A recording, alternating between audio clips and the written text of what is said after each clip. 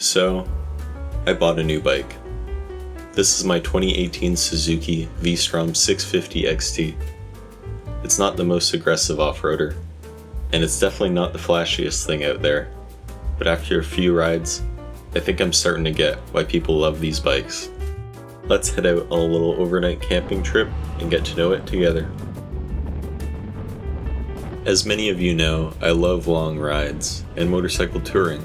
It's my favorite way to travel, and lately, I'd been thinking about adding some kind of adventure touring bike to the Trek and Throttle fleet. Just because I've ridden my KLR over 1,000 kilometers in a day doesn't mean it's my favorite thing to do. I knew I wanted a twin, hard bags, and something still manageable for solo adventures.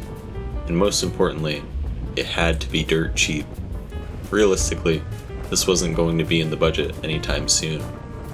That is, until I came across this particular V-Strom 650 XT on Facebook Marketplace.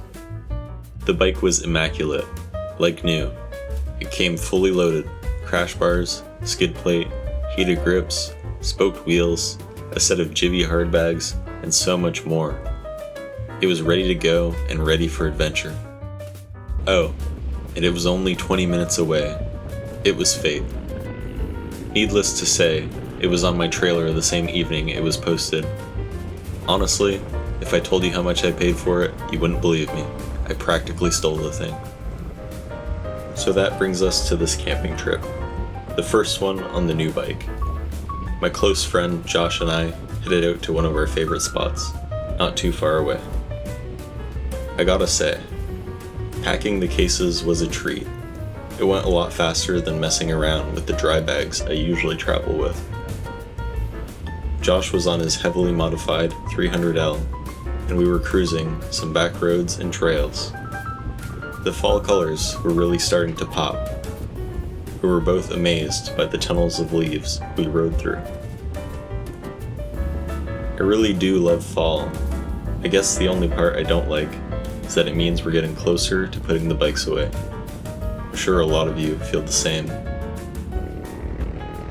It had been a few weeks since our last camping trip, so we were both really looking forward to it. Josh and I have been close friends since we were kids, and it's always great to spend some time together, especially on two wheels. As we got closer to our campsite, the trail started to get a bit rougher.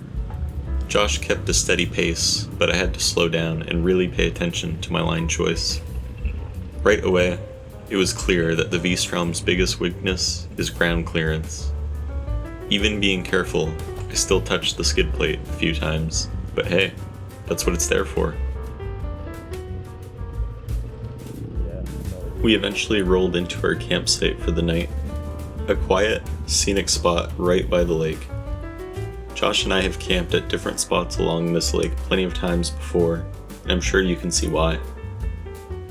Not bad at all for some free camping. I set up my hammock right by the water so I could take in the view, while Josh pitched his tent nearby. The lake was calm. The air had that cool fall feeling. It was the perfect spot to unwind after our ride. Before long, camp was set up, the bikes were parked for the night, and we moved on to the next step, cracking open a few cold beverages and settling in for the evening.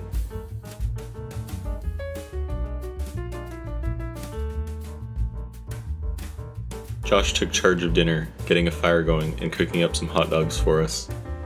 The rest of the evening was easygoing, just hanging out by the fire, snacking and chatting.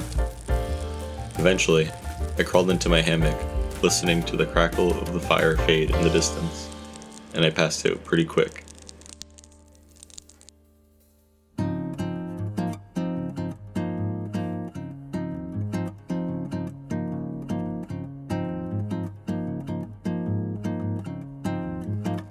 Morning came soon enough. I'd slept great and stayed warm in my sleeping bag, and waking up to that lake view was hard to beat. We had a quick breakfast and coffee, then packed up camp and rolled out to start heading home. Now I know what some of you are thinking. What happened to the KLR? Don't worry, it's not going anywhere. I could never get rid of that bike. It does need a bit of work though, so if anyone in Southern Ontario has a Gen 1 shock they'd be willing to part with, please let me know. As for the V-Strom, expect to see it in some longer touring adventures. In fact, I've got a video coming soon about a wild 4-day solo ride on it, so stay tuned for that. So what do you think of the new ride? Have you ever owned or ridden a V-Strom? Let me know in the comments. And as always, if you enjoyed the video, consider subscribing to stay up to date with what I get up to. Thanks again, and I'll see you in the next one.